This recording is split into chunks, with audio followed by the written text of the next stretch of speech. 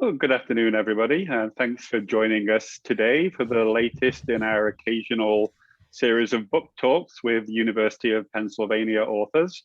My name is Richard James, and I'm the nursing librarian for the University of Pennsylvania Libraries. I'm very happy today to have the opportunity to talk to Dr. Jason Karlawish about his new book, The Problem of Alzheimer's: How Science, Culture, and Politics Turned a Rare Disease into a Crisis and What We Can Do About It. Dr. Karlawish is a physician and writer who researches and writes about issues in the intersections of bioethics, aging, and the neurosciences. Previous works include the novel Open Wound, the tragic obsession of Dr. William Beaumont, and Jason has written essays for the New York Times, the Washington Post, Forbes, The Hill, the Philadelphia Inquirer, and Stat News, as well as hundreds of research articles in many of the most influential health sciences journals. He is professor of medicine, medical ethics, and health policy and neurology at the University of Pennsylvania, and co-director of the Penn Memory Center, where he cares for patients. Jason lives in Philadelphia. So today's talk is being recorded for broadcast at a later date. Since this is a webinar, you don't have to worry about muting yourself or going off camera. And we expect to have time after our dialogue to take some questions from today's online audience. So please use the Q&A feature to suggest questions, and I will keep an eye on them, and we'll bring them in later on in the presentation. So I picked up my ebook copy of The Problem of Alzheimer's shortly after it was released last month by St. Martin's Press. And I think it's a really great example of science communication in the same class of books as the Emperor of All Maladies, in that it effectively and engagingly describes really complex scientific principles and medical problems to lay audiences, and skillfully weaves in the broader humanistic and social context. It certainly sparked a lot of questions for me as I was reading it, and I'm going to take my prerogative as moderator of the discussion to ask them. Welcome, Jason, and thanks for joining us. So thanks, Richard. It's a real pleasure to be here. I only regret we can't be live and in person on campus, but what a thrill to do this event at the University of Pennsylvania. Thank you. And I'm looking forward to the day when we can get back and do, certainly we talked about maybe doing a panel of, authors who have written Absolutely. And researched about Alzheimer's, because that would be a tremendous opportunity. But my opening question today is fairly basic and fundamental. Alzheimer's disease, dementia. What's the difference? Can you briefly clarify the difference in the terminology and the identity of these different conditions? And why is that important clinically and scientifically? Yeah, no, actually perhaps the opening line of the book is, a family member asking me, what's the difference between Alzheimer's disease and dementia? A very common question and a very understandable question. Simply put, dementia describes progressive cognitive impairments, troubles in memory, attention, concentration, and they're causing disability. And that's the key thing, disability. And I talk in the book about thinking about this disease, this disorder as a disability. The key point, larger point there is, and the whole first part of the book, the birth of Alzheimer's, or I'm sorry, that's the second part, but the whole first part of the book is about this transformation, the way we think about Alzheimer's. And the bottom line is, when I trained, and for much of the 20th century, you had to have dementia, disabling cognitive impairments, to then have the physician say, well, what's the cause of that? Namely, what disease is causing it? And the most common disease, of course, was Alzheimer's. So no dementia, no Alzheimer's, meaning NO dementia, NO Alzheimer's. Well, as I chronicle in that first part of the book, Alzheimer's Unbound, of course, that began to change. Namely, you no longer have to have dementia to have Alzheimer's disease. That is to say, to flip it around, it is now possible to diagnose someone with Alzheimer's disease who does not have dementia. And I talk about the rise of things like mild cognitive impairment and, most importantly, biomarkers of the disease, which, when you put those together, allow this diagnosis before dementia. So that's a big part of the story about discovery and progress in diagnosing and identifying the condition, and the disease has been redefined using biomarkers. Essentially, yeah, it's been redefined as a biological diagnosis, meaning following histories of other diseases like cardiovascular disease, where you don't have to have a heart attack to be diagnosed with cardiovascular disease. Instead, various markers, blood pressure, lipid levels, will label you as being a patient, even though perhaps you're not even suffering, you're not symptomatic. And yet now you're labeled, you're counted, and of course treated on a therapy. And that's what's happening in the Alzheimer's space. And I chronicle that in the book in that first part. And that labeling is kind of, it seems fairly different and distinct in Alzheimer's because it is bundled up in sort of stigma and existential crisis in a way that, you know, if I am diagnosed as diabetic, I mean, that clearly is something that I have to address with, you know, lifestyle changes and medication. Yeah. But it seems much more straightforward to integrate a diagnosis of diabetes or cardiovascular disease into my sort of identity and self-presentation in a way that's, you know, very different with Alzheimer's. Right, and indeed, in your remark is actually the crux of the issue, which is there's something about integrating a disease into my identity that's a physical disease versus Alzheimer's, and it's about identity, because fundamentally, and one of the sort of revelations I arrived at as I was kind of working on this book is, you know, not just the scientific advances that made it a disease, but the cultural transformations that let it become a disease, and that I think the central sort of recognition is that this is a disease of identity. That is to say, it's a disease of self-determination, because early on, the moment it's become symptomatic, it's not so much about the physical problems that occur later in the disease, troubles with bathing, dressing, grooming. But early on, and for much of the course of the disease, the problems are around self-determination. A person is just a little less able in the beginning to live as he or she wants to live. You know, a little less able to organize a trip or plan a complicated meal or whatever in the beginning.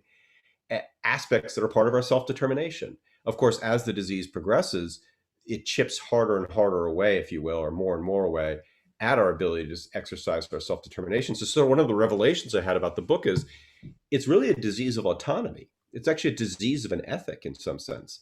If we didn't have a widely accepted ethic of respect for autonomy that all adults should enjoy, it would be hard to see Alzheimer's disease fully as a disease until, of course, there are some of the more dramatic behavioral problems some patients have, and of course, some of the just plain kind of physical disabilities later in the disease. And so you're right, it is a distinctly different disease, these diseases of the brain, these diseases of the neocortex, because they get at our ability of our mind to fully exercise our self-determination.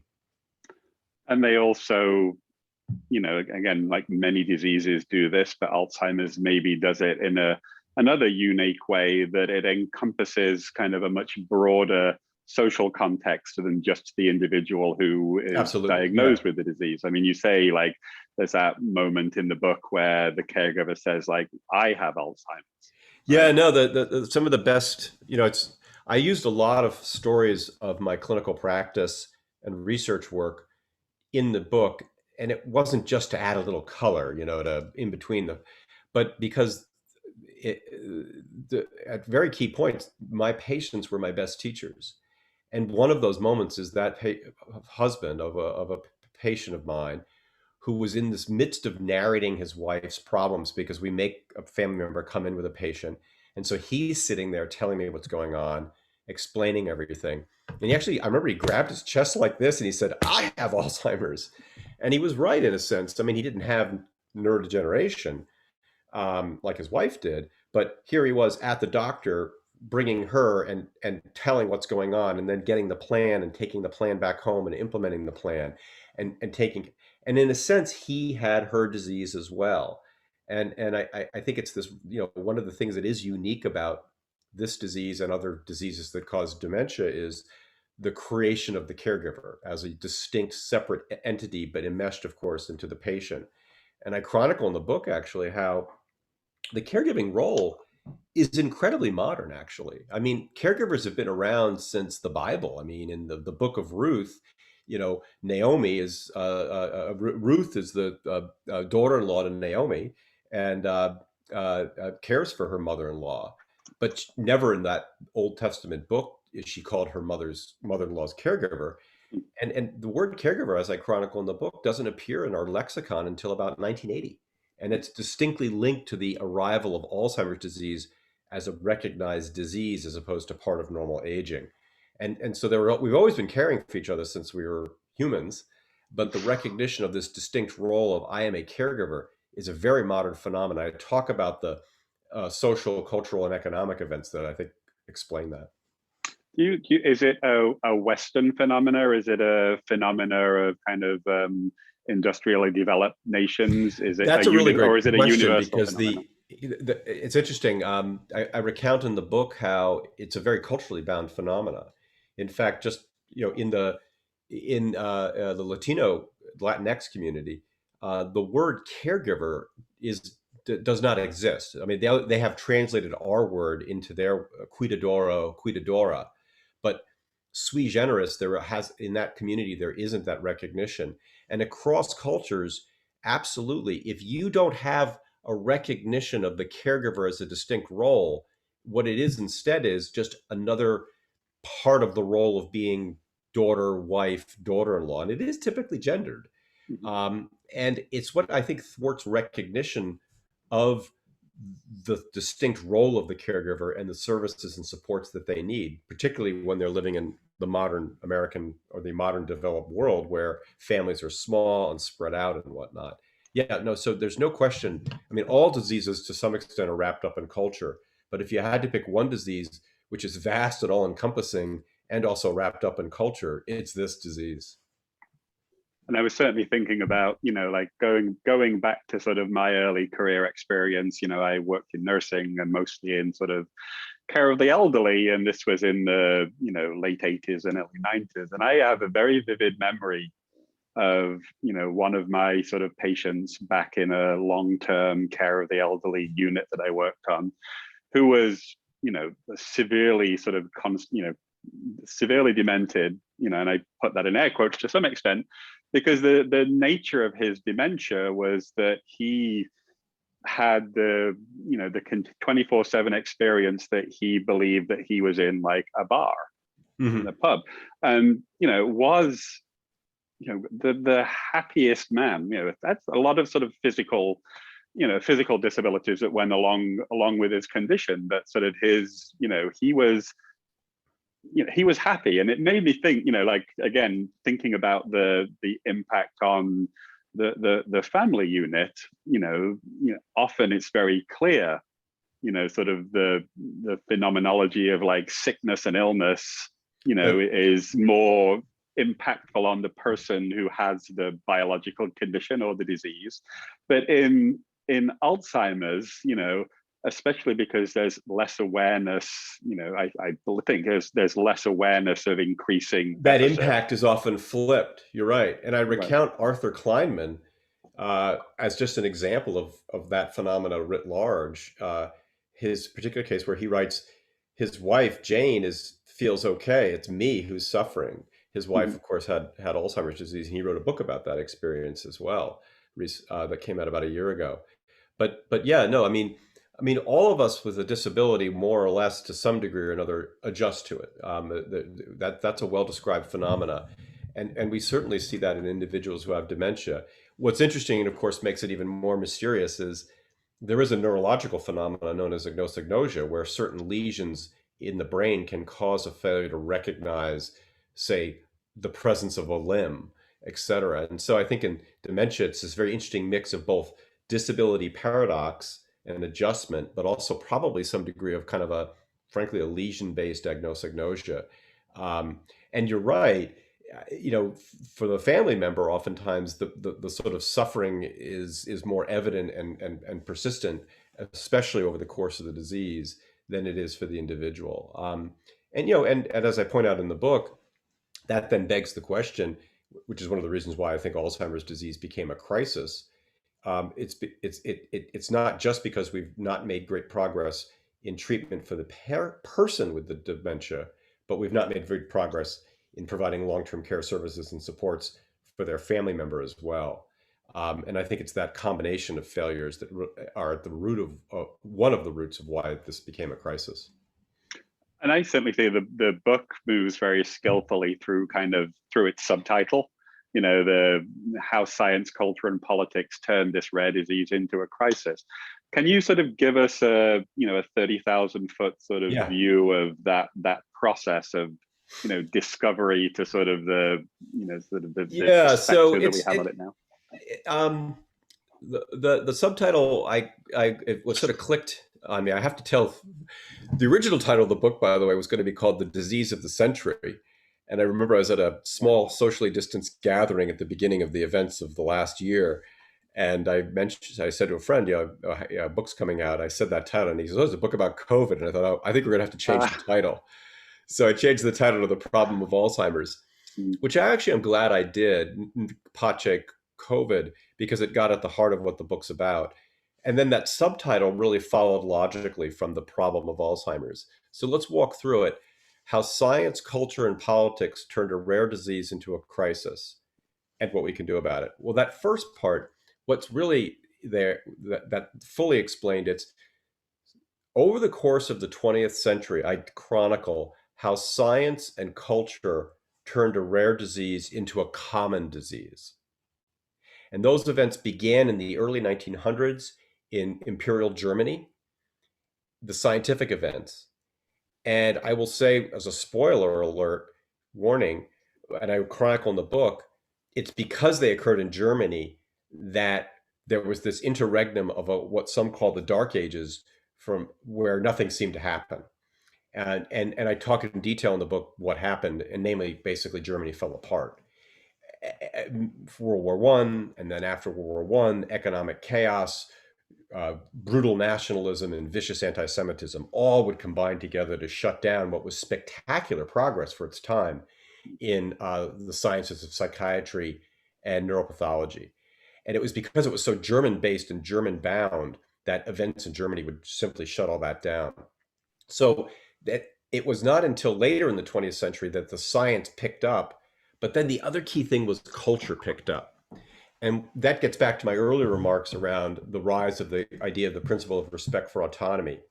And if you look at just a Google search on just words in our language, I love doing those, like what's the historical trend of a word? If you look at a search of the word autonomy, it barely is used in the lexicon until 1900. And then around 1900, autonomy starts to pick up. And then by mid 20th century, autonomy becomes much increasingly exponentially prevalent in our lexicon. In contrast, by the way, beneficence starts to decline. Well, anyway, the cultural events that occurred, I narrate those in the third part of the book, The Birth of Alzheimer's, are this rise of autonomy, and as a result, the changing structure of the American family, and the changing view that losing your autonomy with aging is just natural. Well, that's just the way it is. And so if you combine scientific advances, namely electron microscopy studies of older adults' brains that showed there's something going on here, picking up where Alois Alzheimer's left off, together with a cultural value that losing your autonomy isn't something that's valuable, that you would like, that's a perfect combination to transform what was considered an extreme stage of aging, senility, nothing you can really do about it, just that's what happens, to transform that into this very prevalent disease. So that's how science and culture made a rare disease prevalent. Of course, the second part is why it became a crisis. And there it picks up in 1980 when the activist movement gets going, a group that would come to be known as the Alzheimer's Association.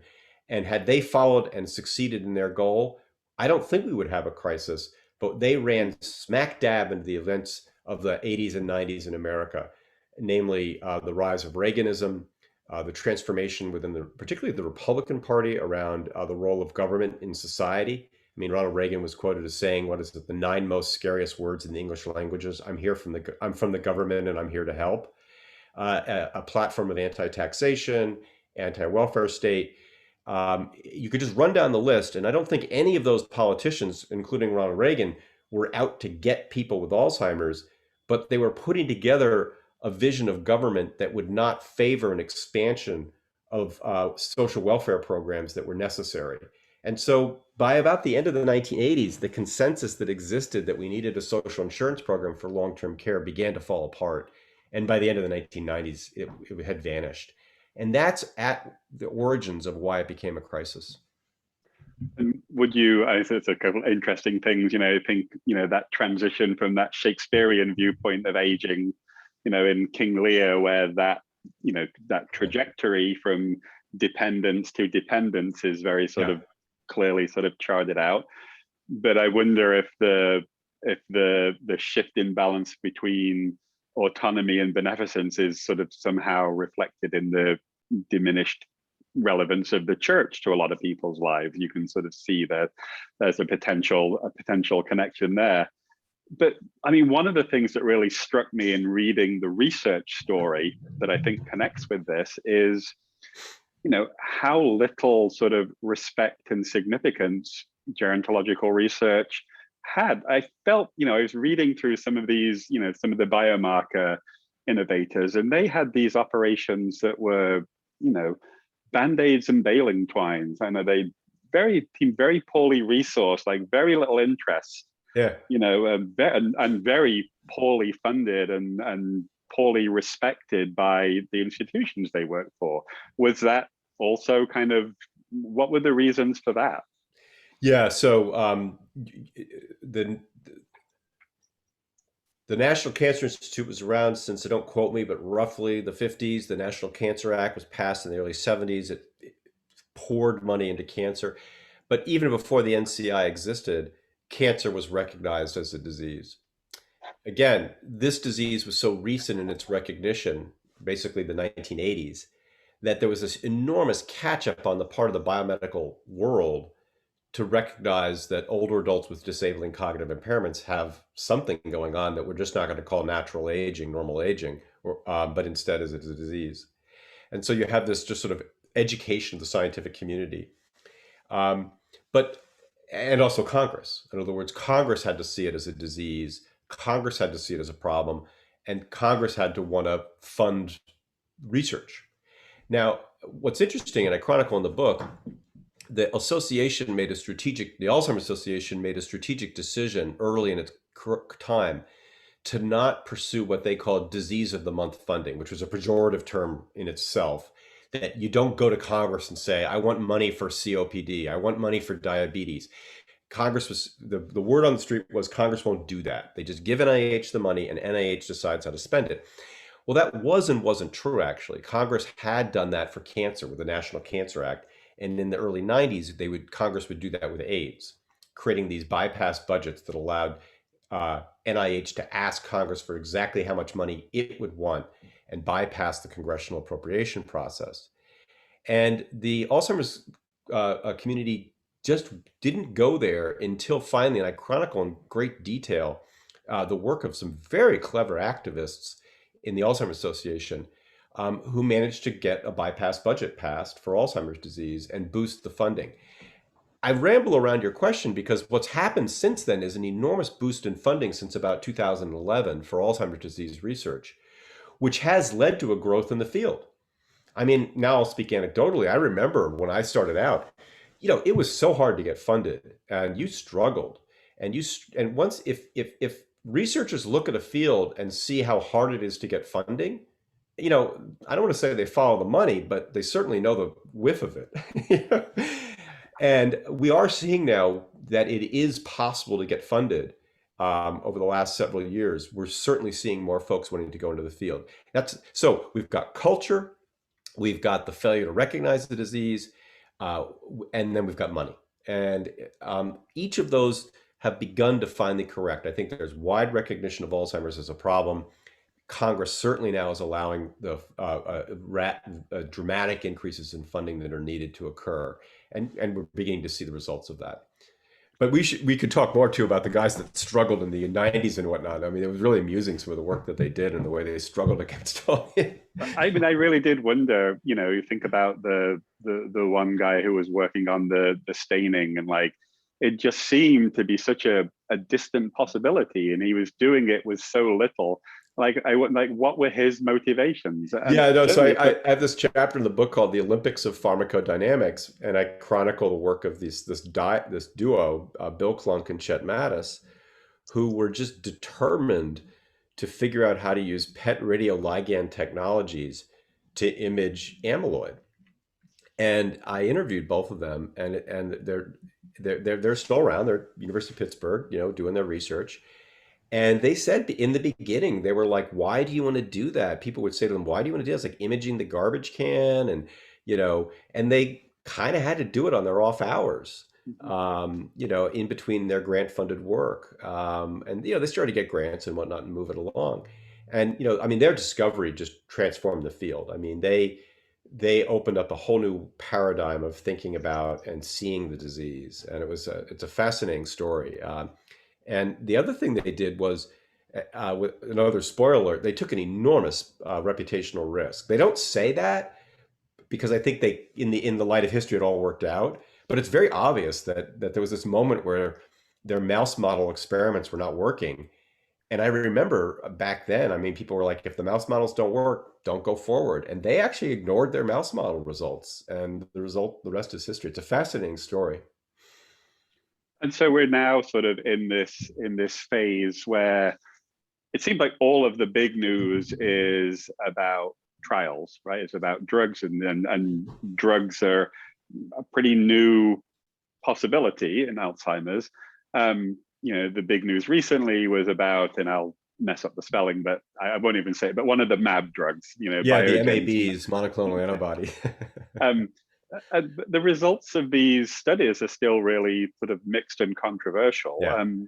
Like what do these recent studies say about the story of developing drug therapies, both its sort of antecedents and its sort of future possibilities? And Yeah, I mean, I think do the we need to take-home learn? message, and I have this in the book, and it's funny, many readers have written to me and said, with this, picking this comment up, was, planning for a cure for all the causes of dementia is like planning for your retirement with lottery tickets. I mean, you may win and win big, but the odds are you won't.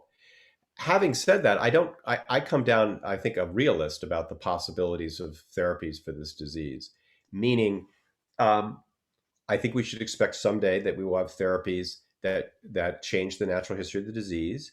I think for some patients, they'll be pretty impressive. For others, they'll be modest at best. And for others, they'll be either intolerable or not effective, because this disease is very heterogeneous. And it's not just Alzheimer's, but other diseases cause dementia.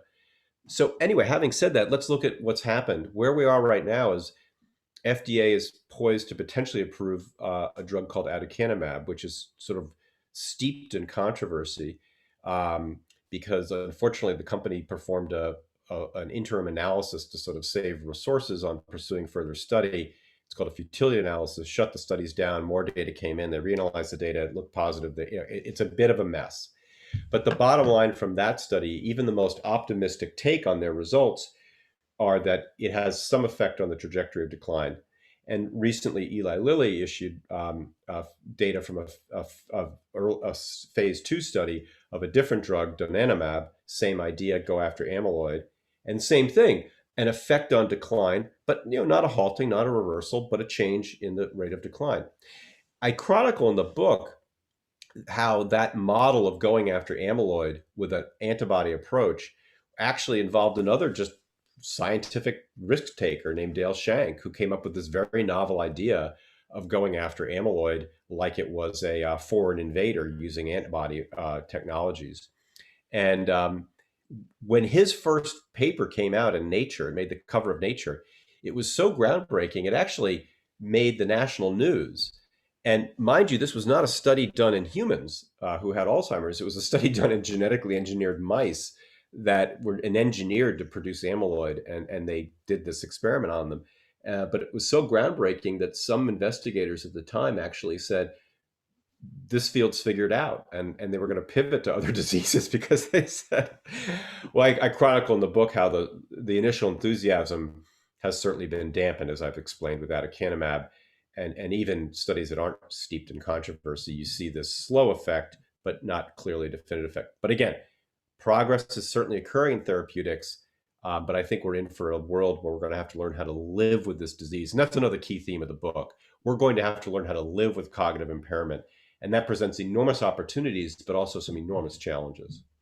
Yeah, I certainly felt, it's got that same, with the drug therapy has that same sort of the famous tech curve about sort of, the initial highly inflated sort of hopes and aspirations, sort of trailing off into the valley of disappointment, and then the sort of the plateau of adoption, or whatever it's Right, called. right.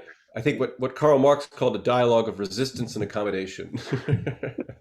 I think But he I am certainly, as I'm in the bioethics program here at Penn, I'm certainly interested in the kind of the ethics of the care, and I had a lot of really interesting questions I thought were interesting that I'd like to hear the answer to, related to some of those topics, because as you point out, we are going to have to care for an increasing amount of people in a very sort of for longer periods of time.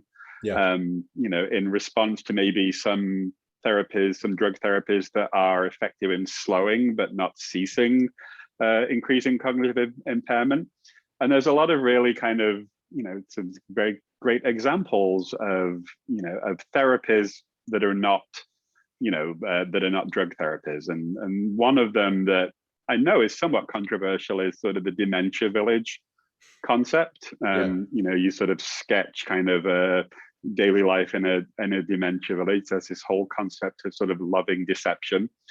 And again, like thinking back to when I was working in healthcare, in psychiatric, I did a stint in psychiatric hospitals where there were equally sort of long stay care of the elderly, people with dementia. And, we were very much instructed that, we needed to orient people to reality.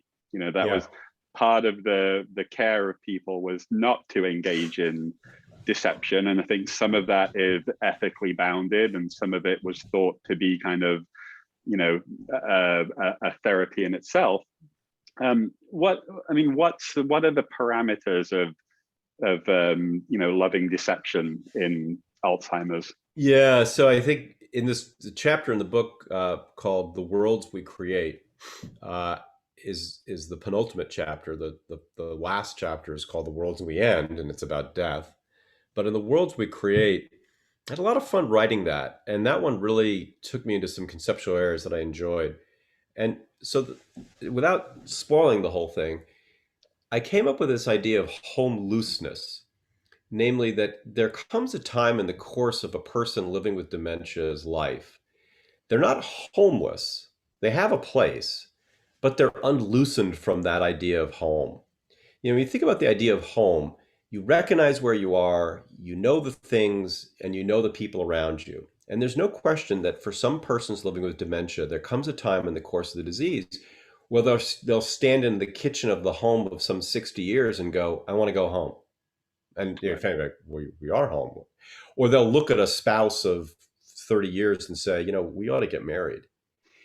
And, the question of how to respond to that loosening from that sense of home, it vexes the field. And as you pointed out, one approach was reality orientation. Take them back to reality. I am your spouse. This is your home. Obviously, my tone betrays maybe that's a problem. However gently you say it, you say it. Another approach says, go with their reality, and that can lead to these idea of loving deceptions. And let me make sort of clear, there are some patients for whom reality works when you orient them, and there are some patients for whom deception is the only way you're going to get through a day. But what I do try to bring out in that chapter, The Worlds We Create, is we have to be open to a third way. And the third way, and I chronicle in that chapter, is this idea of seeing the person living with dementia as capable of creativity. So another way to respond to the question, when are we going home? I want to go home. Well, you are home, or we're going to go home in 20 minutes. Or the third way, which is, what do you like best about home? So it's to answer not with a fact, but with a question. And I chronicle the work of Ann Basting, who's written a fabulous book called Creative Care, which I essentially prescribe in my practice now. And Ann describes this sort of yes and approach that comes out of improv, where your response to someone's question or request for something is to sort of get them to create from it. So what would our wedding be like if we had a wedding? Who would we invite, etc.? And I'm not saying that's the way we should do, but I want to broaden from the two ways of cold hard truth or loving deception to creative care. And so that's one of the points I make in the book. And as you point out, this is big stake stuff, because it's not just a family member dealing with a relative who says, I want to go home. It's also people saying, let's build a community for people who are homeless. So the question is, how should you design a long-term care residential community? And you can go to communities that are designed to look like San Diego in 1960. You know, I mean, literally, like the National Geographics in the library stop at 1959. You know, Eisenhower is the president on the wall. And they sort of cultivate this sort of design and architectural, frankly, deception. You know, I'm not saying that's wrong. We talked about that. But might there be a third way of designing communities that cater to people's tastes, you know, classical, modern, colonial, and then within that taste, then think about how we can use creative care to address some of these challenging behaviors and whatnot. So it's trying to create a third vision for that. I will close, I guess, the one thing also I have a problem with communities that are based on, like Philadelphia in 1948, is as your residential population ages, Philadelphia in 1948 is not going to seem like their childhood anymore. And so, and I asked one of the guys about that. He goes, yeah, you're probably right. We'll probably have to update the architecture, like Right. change the movie posters and things, you know, because like the cohort is aging. So I found that sort of an amusing point. It's yeah. So you're continuously sort of adding in the National Geographics year by year by year. Exactly. Like it's like, think of your own taste in music. I mean, once upon a time, what you listened to, and now what you listen to, you know. So, but I mean, I did think when I was reading those, I mean, there is that, you know, and certainly like where some of these examples are sort of geographically, and you know, the sort of what we think about the population who might be able to take advantage of some of these care models, which are, you know, presumably quite expensive. That you know, these care models seem very white. They seem very sort of designed around and for sort of white people, and you know, there's a risk to that. Yeah. Yeah, So no, I mean, if you're going to recreate the society of 1950, right? How yeah, do no, you recreate? that's a very good point, which is, you know, which part of what nostalgic culture do we want to foreground in this community? Yeah, no, I think we go into the idea of loving deceptions with nothing but love, but like many matters in love, things get complex the more you think about them. Also, your point, that it's very class bound too, because these communities are expensive. Remember, in America, we don't have a system of long-term care services and supports. So, for example, if you run an adult day activity program in America, and I talk about what those are and their value for care, you are running that program on the margin, because you're either dependent on Medicaid funding, which is miserable, okay, because that's the state funding, excuse me, for individuals who have meet poverty thresholds. You get a little money from the VA, but depending on which administration is running the VA, there might not be a lot, frankly. And then you're asking people to private pay, and private pay is expensive. And so most long-term care services and supports in America either are at the margin of surviving fiscally, or they just say, the heck with it, we're going to charge a whole lot of money and we'll just have a lot of rich people here. And that's the tragedy, that the middle class, you know, the neither rich nor poor, are really kind of left in this horrible lurch in America with how to provide long-term care services and supports for their relative. And that's got to change. I mean, and that's been a problem recognized since Medicare was passed in the 1960s, with no long-term care services and supports. And one of the things that, you know, I was very sort of touched by in some of these descriptions, you know, and you'd mentioned ambasting, and that really sort of popped out to me, because certainly I have a kid whose, you know, adolescence was like incredibly enriched by participation in drama, you know, like in high school musicals and drama. Yep. And you know, you describe yourself as a physician and writer, so presumably you're, you know, you're obviously steeped in the sort of the humanities and narrative medicine. And a little. And the memory center, you know, I looked through some of the information about the memory center. There's a lot of arts-based programs there. Yeah. So do you see those as a complementary therapy in kind of the typical structure, or are they a primary therapy? Because, you know, like for They're a my kid, therapy, they're a period. I primary mean, therapy. I think for a disease of autonomy, for a disease of self-determination, a disease that's a humanitarian problem, things like the Arts Philadelphia program, memory cafes, these aren't just things to pass the time and fill the space between meals and bedtime. Uh, these are essential. I mean, we're talking about a disease about self-determination and identity. And I mean, think about it. So how do we self-determine our lives and make our identity? Well, a lot of it reaches to the arts. So, in people who are disabled, I think there's almost I'll say, moral obligation to bring them the arts and make the arts accessible to them. So this isn't just entertainment. This is sort of part of the therapy. Granted, it's not to say, I think the one thing I try to make clear in my writing and in my book is it's not to pit care versus cure, but it's to say we can advance good therapies.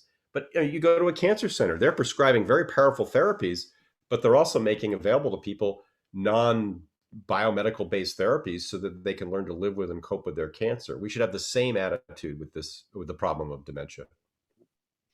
And some of that is still somewhat controversial, the sort of the complementary therapies.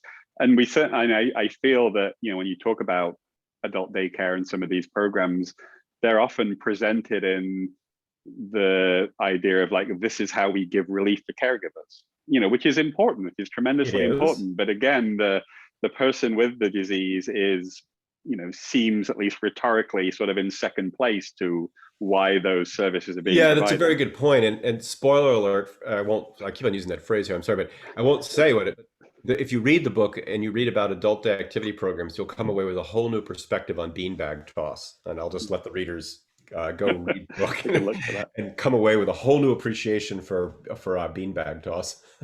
Right. But I mean, and the flip side of that is, these therapies are tremendously enriching and are healing. Exactly. But how supported are they? How does the Penn Memory Center support this kind of program within the business model? I mean, this is not like running out of Penn Medicine money, right? Yeah, no. Well, I got a very sad email in the course of the pandemic from the owners of Mainline Adult Day program that they were closing down because they just could not survive fiscally during the pandemic. Most adult day activity programs are not part of a healthcare system where there's that cross subsidization. And that's the key word. How does the Penn Memory Center survive? If we depended on clinical revenue, we would shut down or we couldn't do what we do. I mean, the reason why we're able to offer excellent social services and supports for all of our patients at diagnostic follow-up and in long-term care is because Eli Kaplan gave us a very generous donation to support that. And that's the case for there are very few memory centers in America. I found one, and I chronicle in the book, Dr. Peggy Knowles, which is not affiliated with an academic medical center. Most memory centers are affiliated with an academic medical center because they're cross-subsidized with research and philanthropy. Some exist privately, but generally they're clinical trial operations where you're coming there and what their goal is to see, will you be eligible for our clinical trial to test a drug. I mean, it's an indictment of our system that for all of our advances in medical care, that we don't have a coherent, organized system of dementia centers in America. We could, and I think COVID has woken us up to the fact that we can deliver telemedicine now far more effectively than we thought we could. And that poses enormous opportunities potentially for hub and spoke type models to deliver diagnosis and treatment, despite the fact that people may be geographically quite far away from diagnosis and treatment. So there is, there's this need to support innovation in treatments, whatever the modality of that treatment is, and improving the ongoing care. And, some of this speaks back to the advocacy movements and, do we need another war, a war on Alzheimer's like we have wars on other diseases? Yeah, I mean, I was taken, there's a couple of comparisons you make to other countries' health systems. France, you mentioned that at one point they'd redirected some state level funding from drug research to social care. There's an example of policy in Germany too that was similar. Like what do these options look like in the American system of sort of delivering and advocating for healthcare? Because I certainly do I am an advocate in congenital heart disease, and I go to the Hill, virtually, Yeah. or So, and you're in okay. the corridor with 100 different disease groups every day on Capitol Hill, and sort of knocking on the door, and the reps have like one meeting after another with representatives of a different. Yeah. So what happened by the way, in France? So France made the decision to no longer reimburse prescriptions for cholinesterase inhibitors.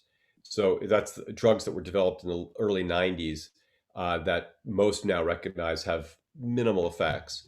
They said, we're just not going to pay for those drugs, and instead we'll use that money to help provide long-term care services and supports and pay for memory centers. So it was a sort of, it was not so that was their decision. Germany has a long-term care social insurance program. It's been in place since the early 90s. It's paid for out of a payroll tax.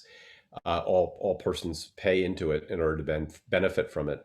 And it enjoys wide solidarity and support in the German public. The Netherlands has a system of adult activity programs that assure that anyone who wants access to one can get access to one. In the Netherlands, if you're diagnosed with dementia, you have immediate access to a care manager to help organize a care plan. So there are models out there. Of course, the United States is a bigger country, et cetera, but, we're also a very can-do kind of country. And we certainly haven't done it. And as you point out, a lot of this is political failure. And I have a lot of chapters in the book that outline the various political failures. And I'll give you one. You mentioned going to Capitol Hill and advocating. So I chronicle in the book how the Alzheimer's advocates in the early 90s are at Capitol Hill going from congressperson to congressperson's office. This is during a very big hearing, and I chronicle the hearing and the events of this hearing. It's a really dramatic day. Anyway, so the advocates go to the office of a congressman from Texas, and they make their case for the plight of the families and persons living with dementia. And this congressman from Texas tells them how his heart goes out to them, and he's believes in their cause, and it's all good. And then they leave, and the reporter stays. And the reporter says, well, one of their big advocacy points is the need for a long-term care social insurance program. And he says, well, that's where we begin to part ways, because no one has told me how we're going to pay for that. Well, that congressman's name was Tom DeLay, and he would, of course, in a few years be the majority whip of the Congress when the Gingrich Congress took over.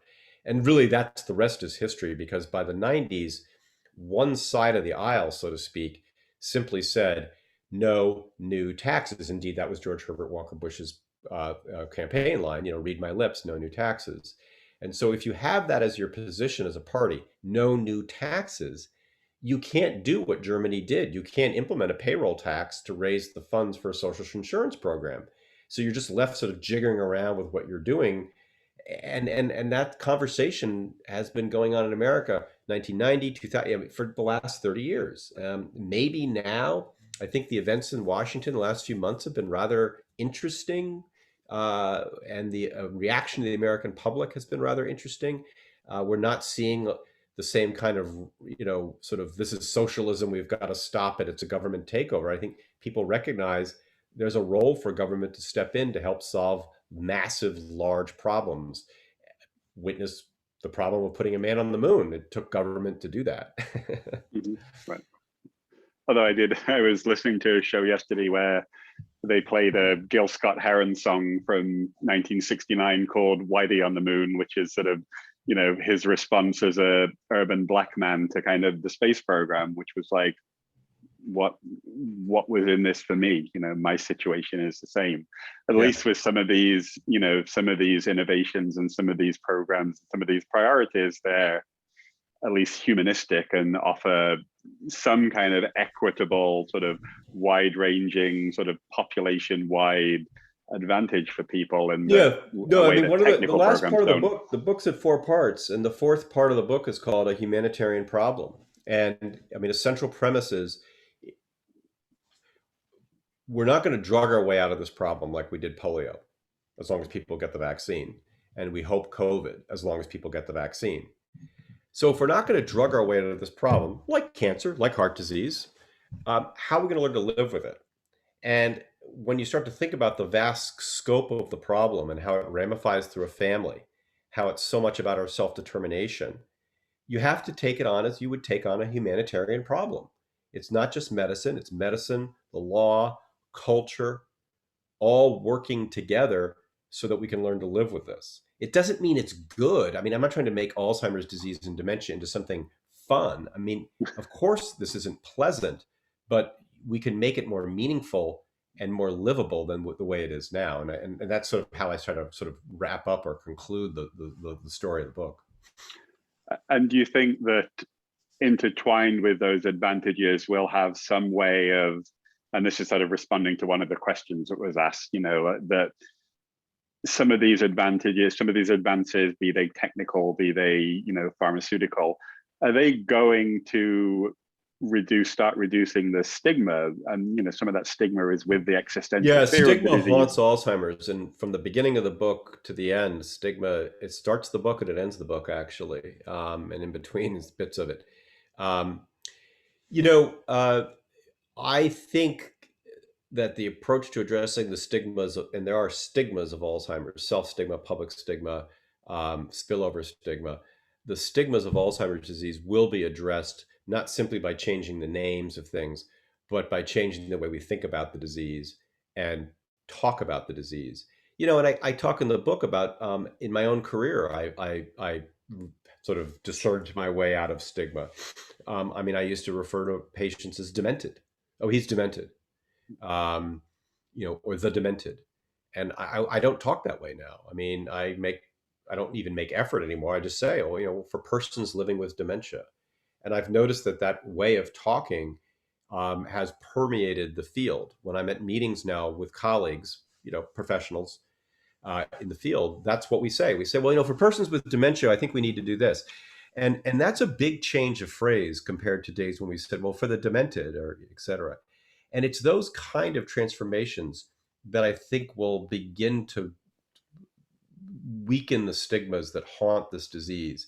I end the book taking a pretty critical view of some of the imagery that a drug company is using to promote the amyloid hypothesis, where they essentially reproduce an image that looks like the Phantom of the Opera with a sort of half the face covered by a mask. And, while that may sell drugs, I guess, because it scares people or whatever it will do, is that the kind of imagery we want to create?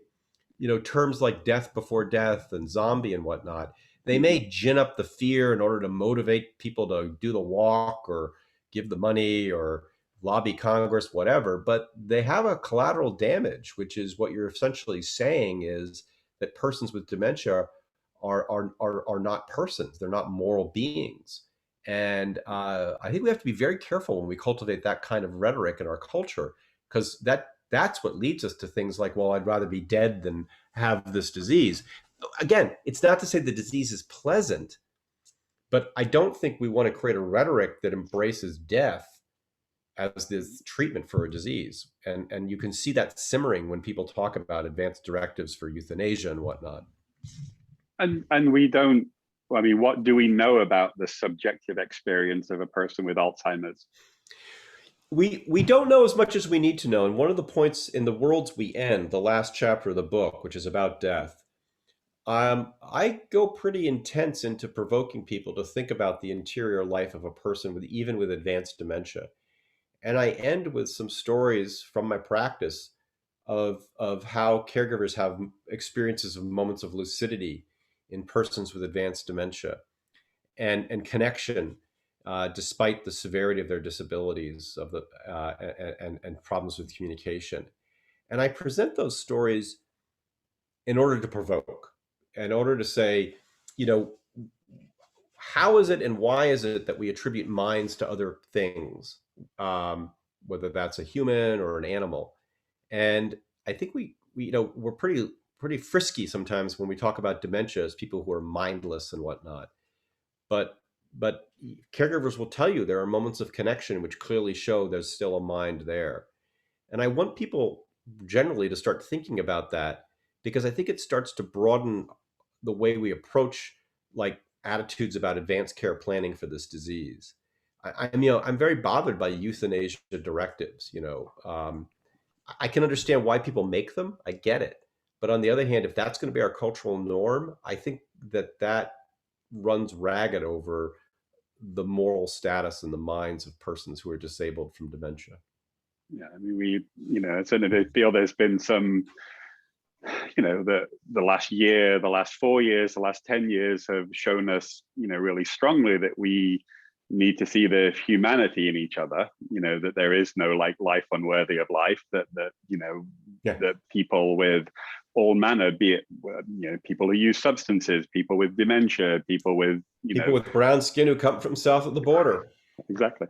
That, but there's also been a little backsliding, in the past year or so, and there's been a political, in the last campaign, the political weaponization of dementia from both sides. The man woman camera TV, and on the other hand, the President Biden, those allegations. Yeah. So they were used on both sides, indiscriminately as a weapon to undermine a person's competency and fitness for a position. Now, do gerontologists have the same sort of Goldwater rule that psychiatrists do, where you can't diagnose somebody from a distance?